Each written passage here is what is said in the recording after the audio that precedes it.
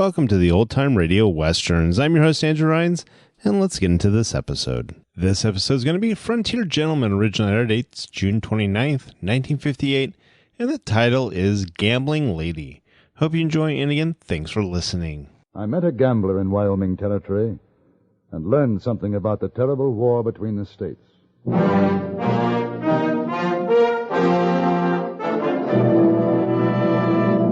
Frontier Gentleman.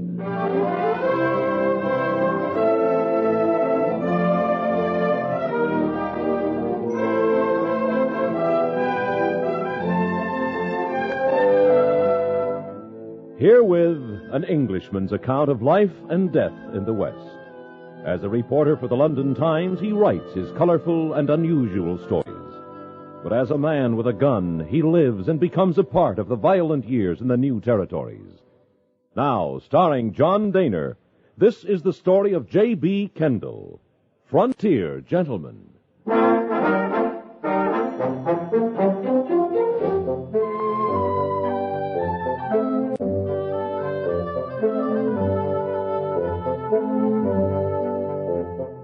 When I returned to Cheyenne in Wyoming Territory, I found that a new and thriving establishment had opened during my absence. I first heard of it over a drink with Carrie Chase, the editor and publisher of the Cheyenne Daily Press. We were standing at the bar in the Gold Room Saloon, and I remarked on the fact that the adjacent gambling rooms seemed unusually quiet. Been like this over a week now. Any particular reason? I guess you haven't heard about Madame Verdi. No. Quite a woman. Sailed in here 10 days ago. From Denver, they say. Got the biggest painted freight wagon you ever saw. And some kind of a omnibus for her to travel in. Well, I tell you, no lady's boudoir was ever decked out any better. And is she a medicine woman? Oh, no. Gambling. Set herself up near the depot. A big tent. Roulette, faro, anything you name. Brought in her own dealers, case keepers, spindlemen. Day after she arrived, posters went up all over town. And since then, well, the local boys aren't very happy about it. Taking all their business, huh? Just about. What sort of woman is she? I tried to get an interview. Not much luck. Doesn't like to talk about herself. But I tell you, there's a story there. I'd like to get it. Yes, sir. Quite a woman. Pretty? Pretty and a lady. A real belle. Madame Verdi. Is she foreign? I wouldn't say so. Why don't you go down and take a look this afternoon? I'd like to join you, but I got to get my editorial out. Maybe I'll see you later. Right.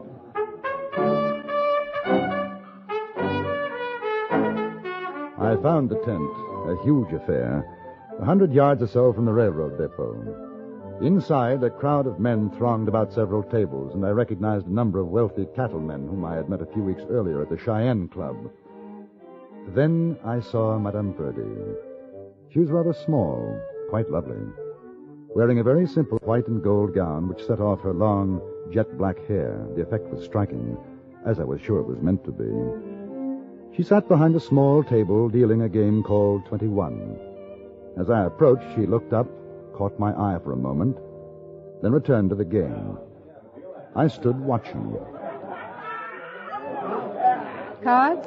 You can hit me again, ma'am. Oh, that's just fine.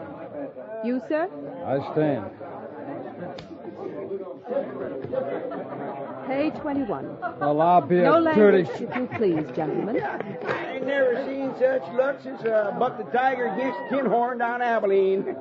And when he got through, I didn't have a tail feather left. The luck of the cards. Yeah. You want to sit in, sir?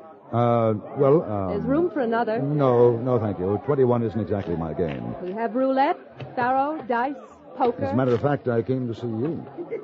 Yeah, well, you ain't alone, mister. You see, there ain't nobody I'd rather lose to. You can dole them out again, madam. What's your business? I'm a newspaper man. I write for the London Times. You English fellas sure are filling up the territory. It seems like there's as many you as the Sioux in these here Are we boys. playing or are we talking? Cards, gentlemen. You can hit me now, ma'am. And again, soft. Nice and soft. Yeah, well, I'll stay on this. Hit me. No, that ain't luck. Now, let me see them cards. Oh, now, you take it easy. Now, look here. I've been losing for better than 2 hours. I say that ain't luck. Unless you want me to shoot up this place, you just hand over that money you've been cheating me on. Put your gun away. Yes, I would if I Mister, were you. listen, you're willing to buck out and smoke. You just keep out of this. All right, Madam Verdi, I got 1,000 in gold laying in front of you. Now, you just push it over, and I won't No, be any... you don't.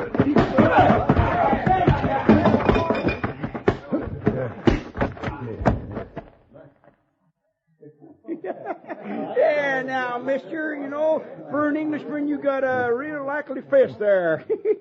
Hey, look at that. He's asleep and as gentle as a dead cat. Is everything all right, ma'am? Yes, thank you, Ed. Take him outside and throw a bucket of water over Yes, him. ma'am. Tell Charlie to take over from me Oh, you leaving, ma'am? for a little while. Well, I'll be a-waiting for you. Still got a ways to go before I'm cleaned out. Perhaps you'll let me stand you a drink, sir. No, thank you. It's a little early for me. I'm grateful for what you did just now, but really it wasn't necessary. He never would have left the tent alive. My boys are always on the watch for things like that. I didn't know. What do they call you? Kendall. J.B. Kendall. Will you come over to my place, Mr. Kendall? It's quieter.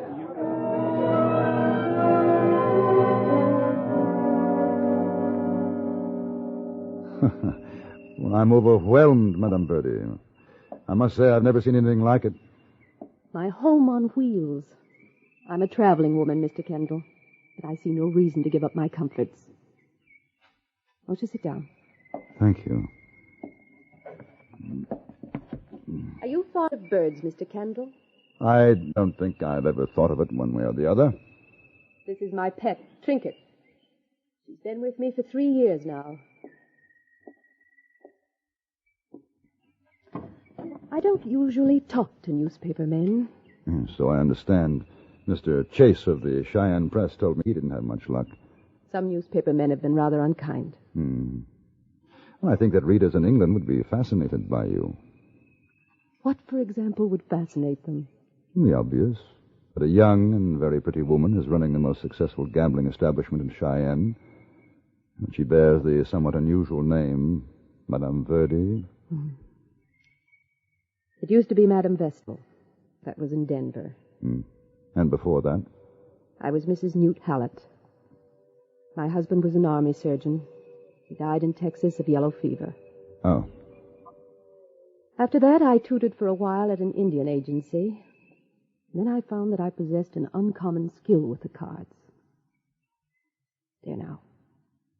You have my entire history. Or at least something to start with. Where were you born? I think that's one thing that I don't care to tell you. Where were you reared? And that's another. Does the sort of thing that happened before in the tent occur very often? No. Do men take advantage of you simply because you're a woman? To the contrary. I usually take advantage of that fact myself. With dire results, I have no doubt. Well, I imagine that you're not particularly popular at this moment with the gambling hall owners here in Cheyenne. I'm only interested in popularity, Mr. Kendall. And it fills my cash box. I stayed on for another 10 minutes odd and learned very little more beyond the fact that the full name she now used was Lurline Monteverdi. Highly theatrical, she knew, but felt it was part of her work. When I once again attempted to probe into her past, she excused herself rather abruptly and returned to the big gambling tent. I walked over to Carrie Chase's office and told him about the interview. It wasn't until later that I learned what was taking place at that same moment in a room behind the Silver Dollar Saloon. Several men were present, and their faces were grim. They were listening to the Silver Dollar's owner, a man named Jonas Root. Now, boys, I call this here meeting because we're all up against the same trouble. That trouble being one calico queen named Madame Verdi. Now, there ain't no call now for us to keep on trying to cut each other's throats to get customers for our places. Because she's got 'em all. That's the way it sits. Now, boys, here's what I figure. What we need now is an association of gambling parlor owners, which association is made up of all of us here in this room. And we got a purpose. Which purpose is to get rid of said calico queen named Madame Verdi. All right, now lay off your tongue all, Jonas. We know that. You said you got it figured out how to do it. Now get on with it. Yeah, that's right. All right, I got it whipped, I think. Now, all of you may be wondering who this here fella is I got sitting by me. Yeah, well, who He is calls himself Jack Woolcott. Now, he's got something to say to you. Well, you see, it's this way. I just got robbed up to that Madame Verdi. She took me for 1,021, and when I caught her dealing off the bottom of the deck, she had her boys jump me. Well, they sure made a mess out of your face, mister. Well, I aim to make them pay for it. Now, fellas, we don't want no crooked gambling from no she-gouger in Cheyenne. And there's something else. I've been doing some inquiring these past days since you've been here. Now, I found out... Yes, sir, I found out something's going to get Fancy Nellie run plumb out of here. Jonas, will you haze the talk? Now, what do you know? Madame Verdi's real name was Belle Siddons. Belle Siddons? You mean Belle Siddons? Yeah, you know the name, Soapy. She's that Confederate spy, Belle Siddons? She is the same. Well, I was on guard duty in Grant Street Prison back in St. Louis when they brought her in. Boys, that's that rebel woman got Grant's troops cut off. Joe, Finch, Big Al, you remember the raid on the Memphis and Mobile Railroad, don't you? All right, now, I say that what we got to do is pay a call tonight on Madame Belle Siddons Verdi. And we'll ask her nice and polite to roll her wheels out of Cheyenne. Yeah, I agree, but supposing she says no? Well, then maybe we ain't so polite. Maybe then we take her out riding under a cottonwood limb. That's it.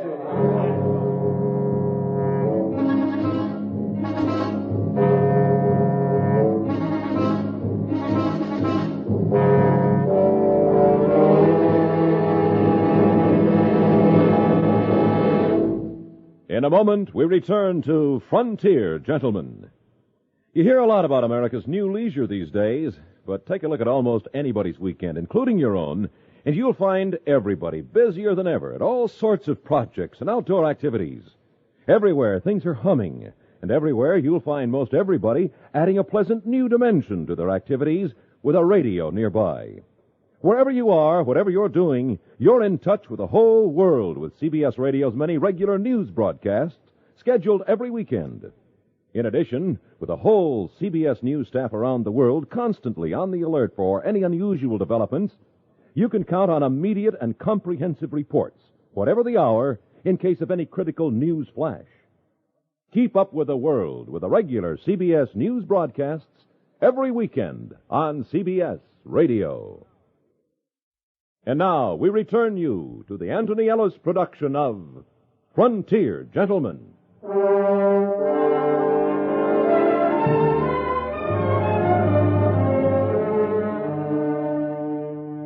Neither Chase nor I had any idea what was brewing among the members of the newly formed Association of Gambling Parlor Owners. I sent a message to Madame Verdi asking her to dine with me at the Rollins house that night.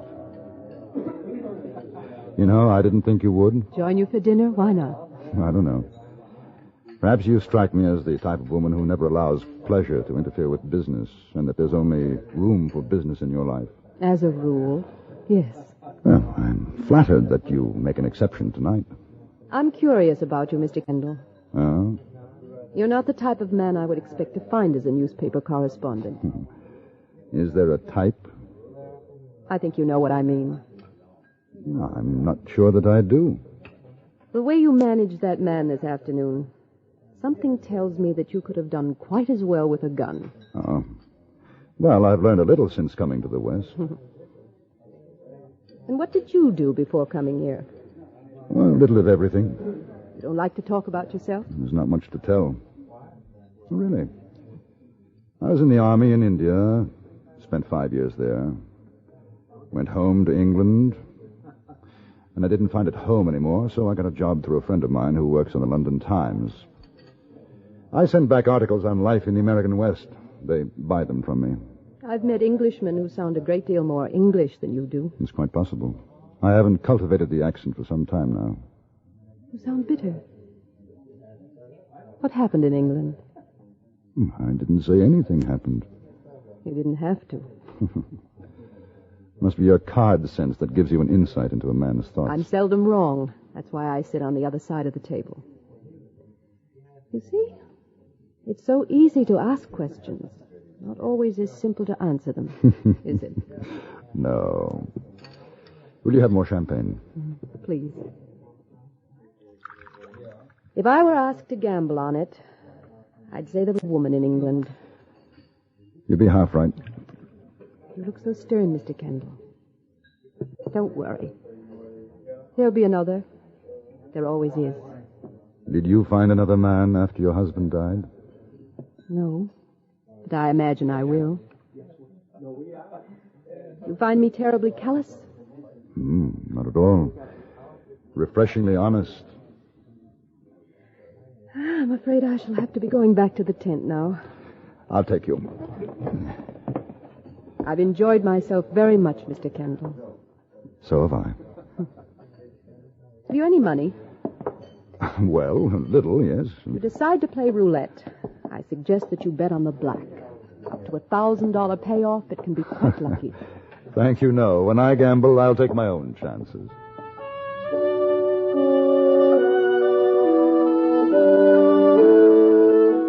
It was a fine evening, and instead of taking the carriage she had hired, we walked toward her place. Neither of us spoke much. We had come to the end of the street when we saw the group of men waiting outside the big tent. They turned as we approached and walked toward us. I felt a sinking sensation in my stomach as I recognized one of them, the man I had hit that afternoon. All of them were armed. Good evening, Madam Verdi. Good evening, gentlemen. Waiting to try your luck with me? Well, I'll tell you, ma'am, we're waiting to talk to you in private. That fella, he's with her. He's one of them that pistol whipped me. He's a shill. Let's go inside the tent, gentlemen. I'll buy you a drink. No. We'll do our talking out here. Jason, will you get on with it? And, ma'am, we represent the Cheyenne Association of Gambling Parlor Owners. You ain't a member. No, I'm not. And we got a complaint that you're not running your games clean. The association don't like that.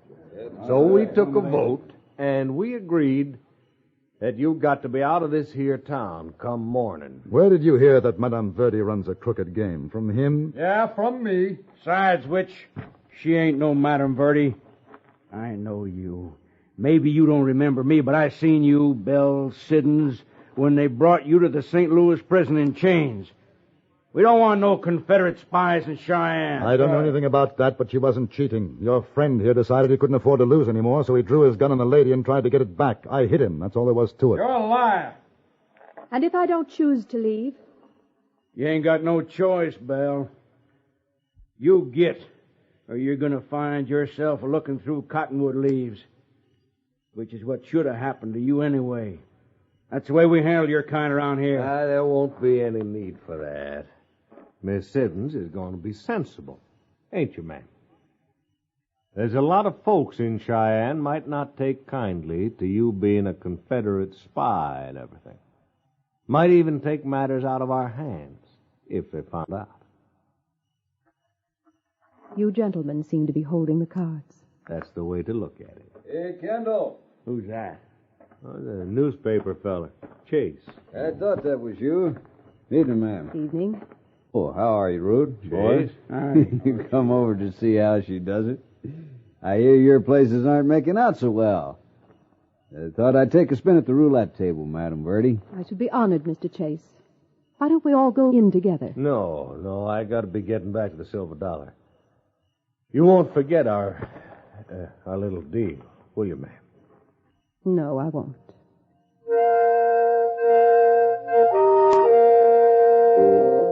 We went into the tent. She was tight-lipped, pale.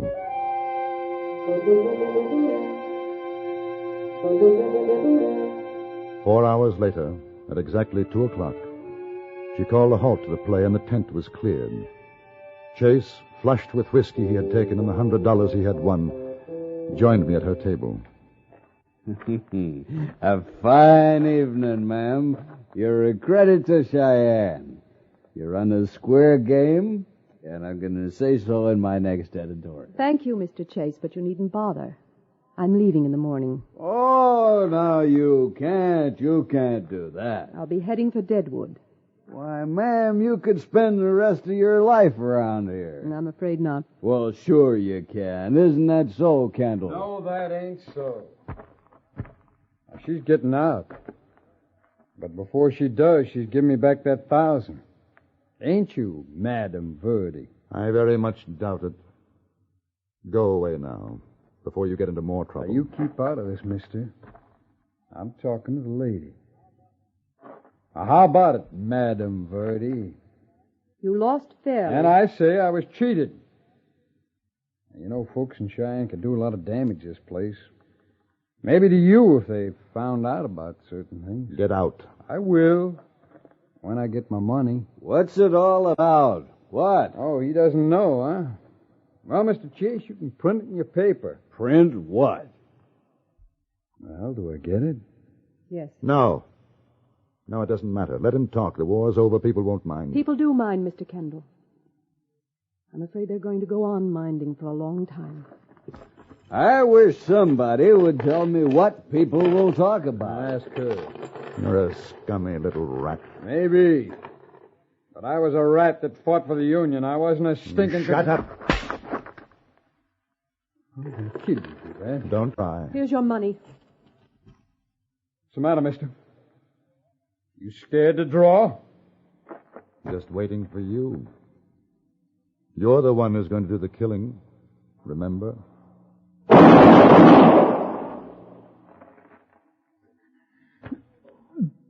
Bell City. Dirty, stinking Confederates. Bah!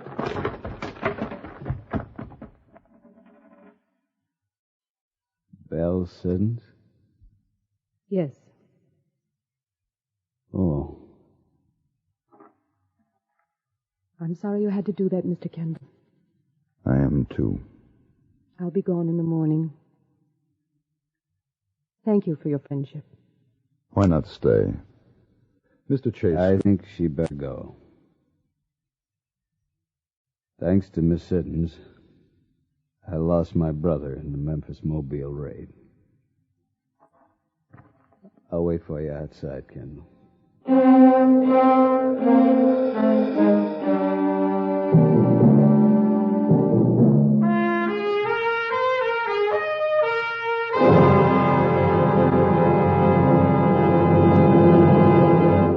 Frontier Gentleman was written, produced, and directed by Antony Ellis and stars John Dehner as J.B. Kendall. Featured in the cast were Jeanne Bates, Lawrence Dobkin, Stacy Harris, Harry Bartell, and Jack Kruschen.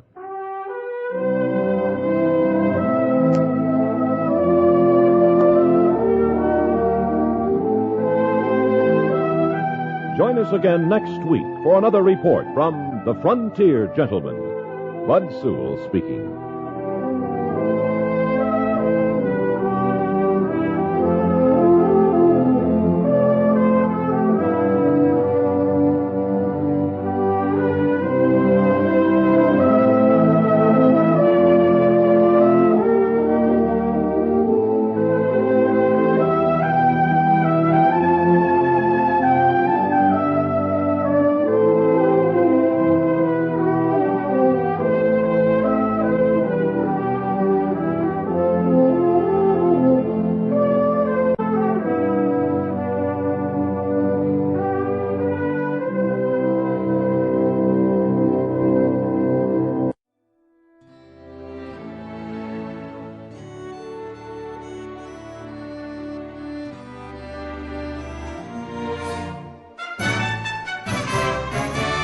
This has been a presentation of OTRWesterns.com, and we hope you enjoyed. Please take some time to like and rate our shows in your favorite podcast application. Follow us on Facebook by going to OTRWesterns.com/Facebook.